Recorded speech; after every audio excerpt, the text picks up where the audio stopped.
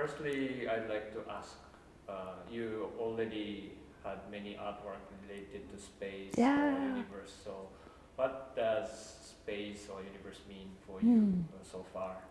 Yeah, so far as an artist, shall I look to you, look to the okay, yeah, and we can edit afterwards. If I need to say things a few times. Okay, great. I first began being really interested in space and time and the universe when I lived in Iceland for nearly a year. And even though I'm from Scotland, where we have quite extreme nature, it took going to Iceland to have the first feeling of being on a planet that's evolving around the sun. And in that first experience, evolved and influenced everything that I made since that moment.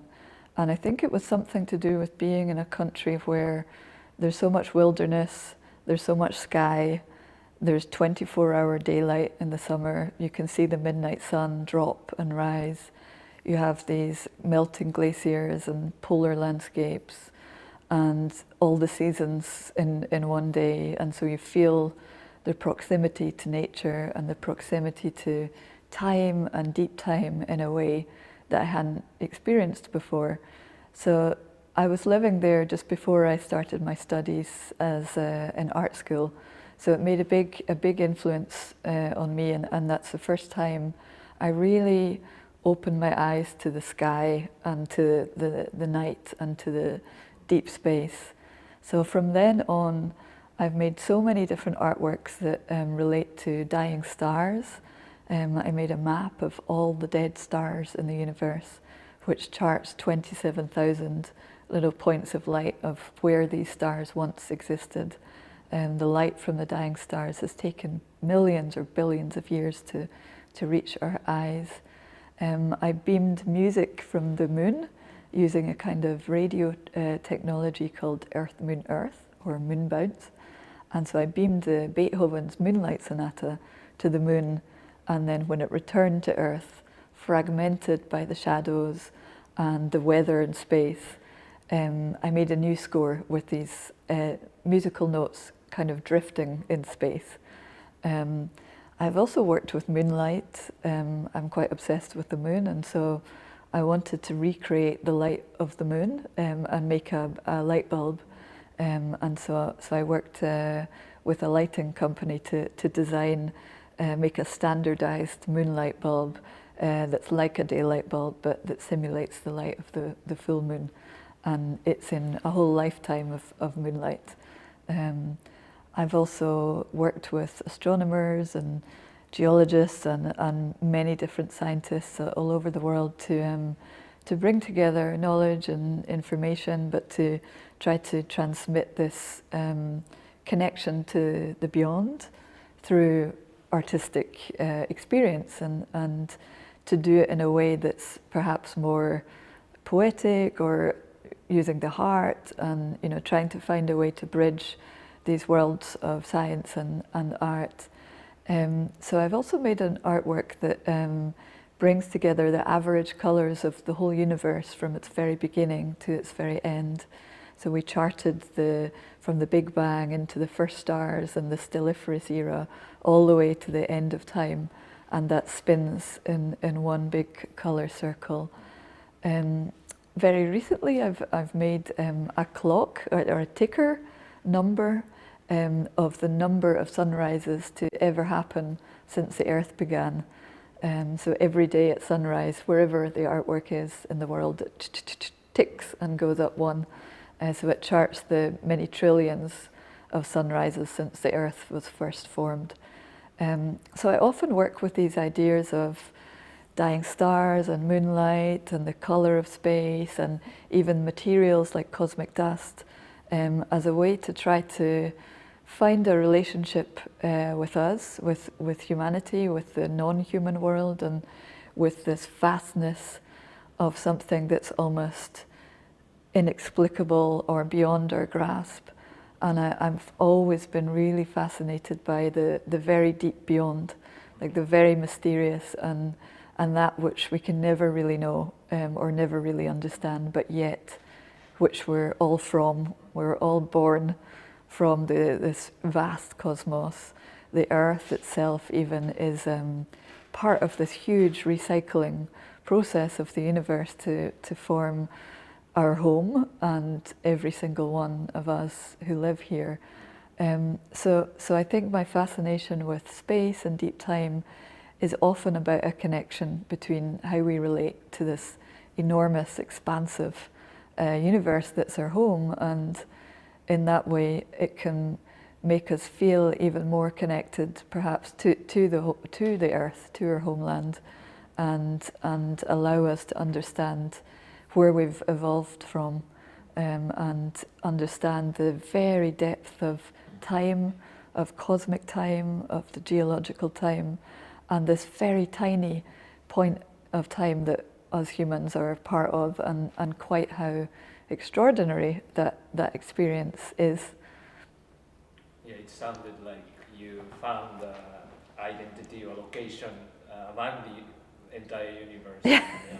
Yeah. You made a lot of artworks related to deep time and Yeah. universe.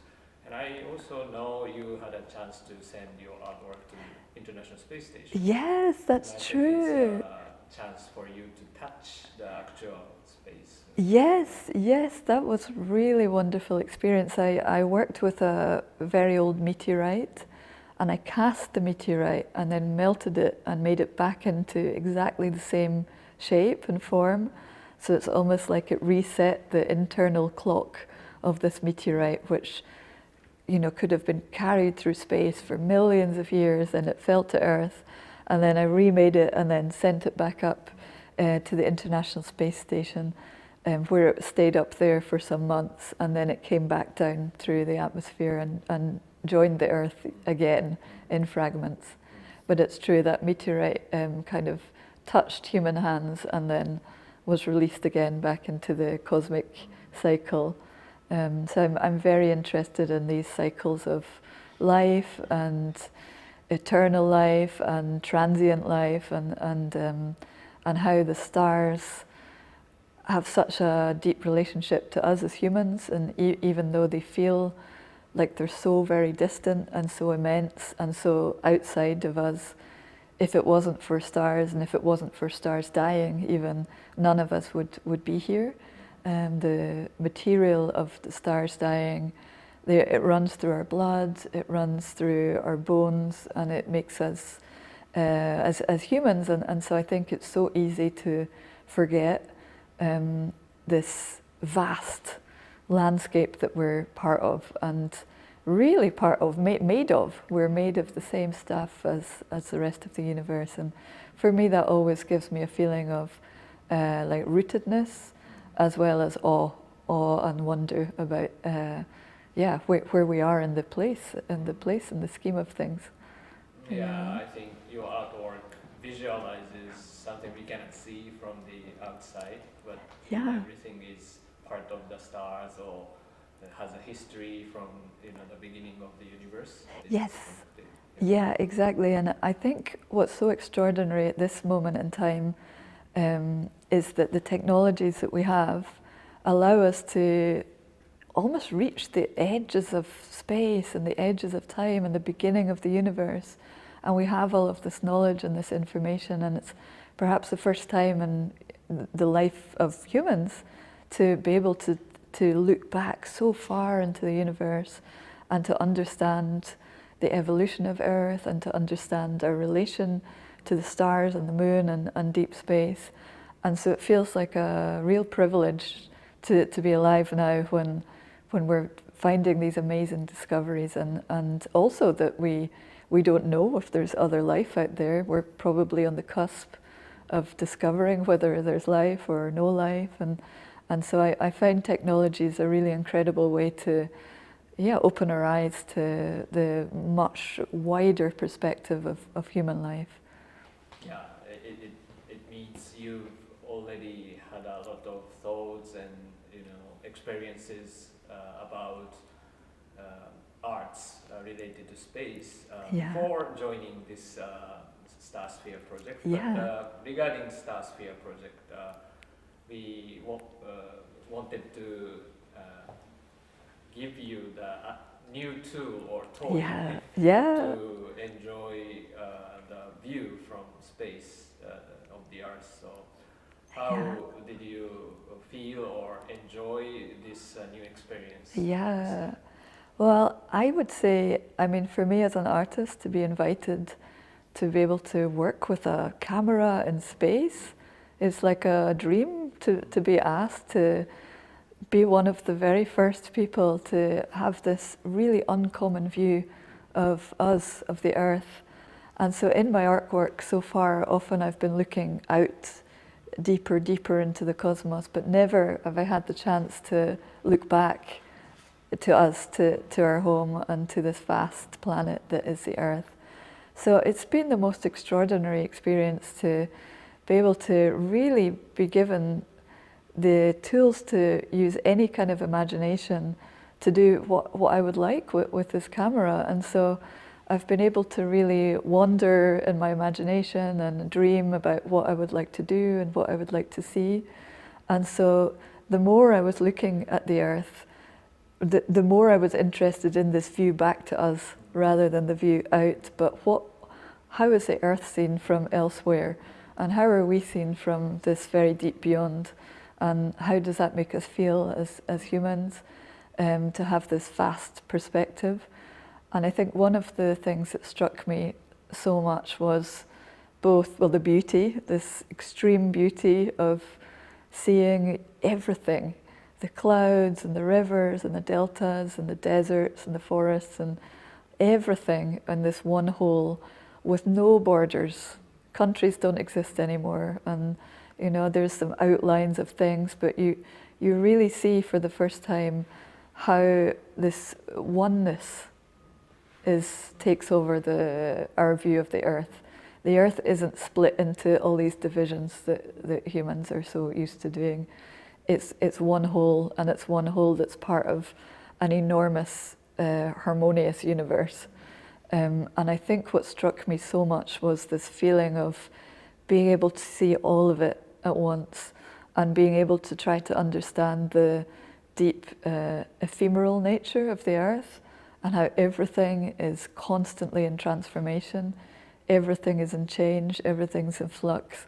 And these little photos that we take were like one crystallized moment in this almost eternal life of the Earth, which is always changing through the seasons, through every snowflake and every drop of rain and everything, every wave that's taken place on the Earth. You almost can feel it when you look back, when you look from above.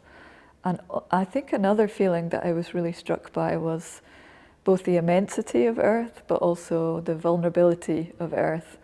And I think that's what really drew me to want to look at the polar regions and to look at the parts of the Earth that are very vulnerable to change through climate change. And anyway, these areas are very ephemeral and constantly changing. But at this moment in time, the change is speeding up. And so I really loved the idea of being able to look from above and take in the whole polar north from afar and witness it both in change and in flux, but also very static in this precise moment of time, which will never again exist in the future. Yeah, so before Starsphere, you had a perspective from the Earth to space, but now it's opposite side. You enjoy the new experiences, and also we were wondering what you choose to take. So could you explain how you extolled and you chose? Yes. So what a dream to be able to potentially look at all angles of the Earth from above and from this viewpoint that we're so unused to seeing. And there were so many directions that I could have taken, and I was looking at the Earth's aura, at the horizon of the Earth, at the seas, at the moon, and thinking about all these relationships. Eventually I was really drawn to the Arctic and to the polar north, That's something I've been working with for a long time. One of the first artworks I made, I put a microphone inside a glacier in Iceland, and so people all over the world, they could dial the phone number and listen live as the glacier was melting in real time and one-to-one. So it was a very, almost like trying to create an intimate experience with a very vast place that's melting, that seems very distant to us, but yet it's part of us. And so as I was looking at the different angles of Earth, I was so struck by the fragility of the Arctic ice, and how right now in this moment in time, the threats to the ice melting are so great that the photograph I would take might last longer than the place itself. And I was really drawn to this idea of the Arctic light being something that right now we can see, and especially from above, we have this full picture of this incredibly beautiful, very vast, icy landscape that may be gone within our lifetime, or certainly rapidly changed. So just in the last decade, we've witnessed huge melting of the glaciers, melting of the ice caps, and it's only going to continue and get faster. So I felt like taking an image from above will almost crystallize this moment in time that might be gone in the future. But also my idea was not only to take the photo of the Arctic, but to capture the light from the glaciers and to use the light to make the photographs. So that became the next stage. So with the satellite camera, I've been imaging the North Pole and Svalbard and the Canadian Arctic and all around the polar north to take photos of this very fragile looking icy landscape with the clouds floating and the sea underneath, and very like vaporous, almost very wispy, light feeling landscapes, but that are melting really, really fast. So soon I'm going to go to the Arctic with a solar battery, and in the Arctic I'm going to collect the light that's shining and that's bouncing from the glaciers, and then I'm going to use this energy that I store to develop the photographs of the Arctic. So almost it's as if the photos are made of the Arctic light. And so when you look at the photos, they're showing this moment in time, but they're also infused with the actual light that we see right now from the Arctic. And possibly there won't be this light in a millennia or in the future. We don't know what impact humanity are going to have. We don't know if we're going to stop or slow the melting, or if glaciers and ice caps that have existed for millions and millions of years, they're melting so fast that those whole territories, those whole landscapes may be gone. And so I really like the idea of capturing in a physical image this place that humans in the future might never see, but also literally making it out of the material of the light from the glaciers, because the Arctic has this extraordinary light that's like nothing else on Earth. So I wanted to bring those two things together, the images of the poles, the images of the ice, and then making it with this special light that's almost like inhuman light, or it's like it's the sun reflected, of course, but it's the sun reflected on ice, and it's so white and it's so elusive, and it's like nothing else. So I had so much fun, and I really enjoyed watching the moment where the photographs would load on the screen and I would see what the satellite had taken, and that was so special. The images always surprised me. We'd chosen the locations, and we could have a sense of maybe we'll see this, maybe we'll see that, but only when the images loaded on the camera could I really understand what we were seeing, and it was a really beautiful moment to watch. Often it's the waves and the clouds and this very white landscape, very powdery images, And yeah, they could be anywhere on the whole of the polar north. Yeah, we are happy to hear you enjoy that moment. Oh And yeah. also we looking forward to seeing the actual artwork coming out. Yes, thank you. Yeah, I really loved working on it, and I think I could have just kept going forever with them. Yeah. But it's amazing that the camera took these otherworldly photographs, and it's like things that we've never witnessed before. And even though we're more used to, say, Google Earth or something like that, it's very much through scientists or through other people that are given access to be able to choose where to look. But this is the first time for me as an artist, and to be so privileged to be able to look for the first time almost at a landscape that might be gone. Yeah, I think you mentioned a very good point, because there are plenty of similar photos taken by astronauts or like satellite photos, but I think the uniqueness of this trial is artists themselves take their photos and enjoy downloading, and it's not it's very unique photos, and the face of the Earth changes all the time. Yes. Clouds and Exactly.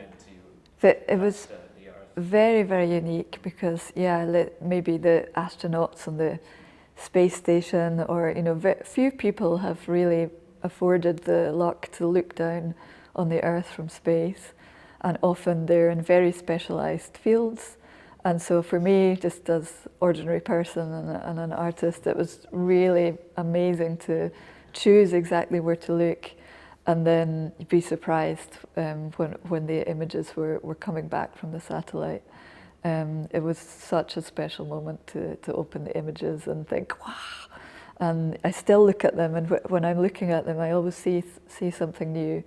And that's just one moment in time, but it's changing all the time. The Earth is in constant flux, and I love that everything is in change and everything is flowing, and working with the satellite really gave me that feeling even stronger, the feeling of like how precious the Earth is, the feeling of how boundless it is, the lack of countries, this feeling of wholeness. And I think I was also really struck by how lucky we are, really, as human beings, to live here and to have our lives. And our lives are because of all of this immense change in the universe, and it's because of stars dying, and it's all of these things came together, and over billions of years on Earth have allowed us to evolve as humans. So also what I loved with this view from above was almost seeing like a humanless world, because you're out watching the ice and watching the sea, and it's so far away that we don't see us. We see it could almost be a view from even before humans existed, or it could be a view after humans existed. And it also gave me the feeling of, I think there's something like 8 million different species of life on Earth, but yet from above, it's like everything is merged together. And that feeling of connection, for me personally, became much stronger when looking with the camera and having this sense of everything that's ever lived, everything that will ever live, is right here on this Earth. And what a joy and what a privilege, really, to be able to be alive at this moment in time, and to be able to witness the whole Earth, and I think that's a really new and special feeling. So yeah. When I met you for the first time, I introduced this project, this kind of space age cave painting, Yes. to leave our legacy Yes. of emotion as a humankind who went to space, or who had a space perspective as Yes. the first living things. Yes. Yeah. So it's only 60 years of experience, and it's now first experience for artists to express how they felt from space. Yes. To the community. So I hope Exactly. this is kind of early adopter artwork will live for the future, and maybe in 20, 30 years you will take photos again Yes. as a series and compare how you evolved your thoughts in your... I love that idea that we could go back and photograph the Arctic and look again and look at what's there and what's changed. Yes, absolutely. And I think, like you said, that it's kind of idea of the cave view. I think it's so part of us as humans to want to understand our origins and to want to communicate and express what we're part of and being part of the earth and being part of the universe. And so, yeah, having this expansive viewpoint from above really put everything in that perspective of here is everyone we've ever known, here is everything we've ever known, and all the art, all the life, all right here, you know, in the view from the camera. And so the idea that these photographs also will likely outlive many of these places and landscapes is both quite eerie and quite a sad kind of feeling. But yet we also know that the Earth has billions of years of its life to come, and we're this very, very small moment in time. Yeah, so in this project we try to provide the photos and also experience. Yes. And in this co-creation with an artist, we believe that more added value. Yeah. For just imagery, it became the kind of story. Yes, exactly. And I think thanks for your help to show this potential of this kind of collaboration between space business or space development and artists. Yes, well, thank you. And for me, it's been an incredible experience, just to almost like have a whole new vision of our relationship to Earth, and I've never had such an experience to be able to imagine this oneness of everything, and it's more than an image. It really is that experience, that relationship, and that connectivity. I would say, to being able to imagine humans and who we are and what we are amongst a very, very ancient planet that you know, goes back billions of years in time. And I think you can really feel it when you start to look at it from afar, and you have a much wider perspective than often humans can kind of shrink things to a smaller viewpoint. But in this instance, it can allow us to be way more expansive in our thinking and in our imagination. Yeah, I'm glad to know that for you as an artist, we could help to add another layer. You had a layer of universal stars, and you had layers of glacier or on the Earth, and you could get the viewpoint of the one Earth from space. That's one new layer. So I think we hope it will help your creative activities. Thank you, definitely. And actually, as you describe it, it's like I've worked with deep space and the Earth, but this is the first time that they've come together like that, where I've been able to both be in space and working with the Earth and the ice and the polar regions at the same time. So it's been the first time that I can bridge the two together, and that's been amazing. So thank you so much for joining this project again. Oh, thank you for inviting me. We try to do this kind of project again. Oh yes, Japanese Space Agency. So we hope to see your artwork, and in future we could collaborate again. Yes. But this project as a first prototyping. Oh, fantastic! Yeah, I love that idea. That would be really wonderful. Yeah. Thank you so much. It's been amazing. Really, really privileged and grateful to be part of it. Yeah. Thank you. Yeah. Great. Yeah. Okay. It's done.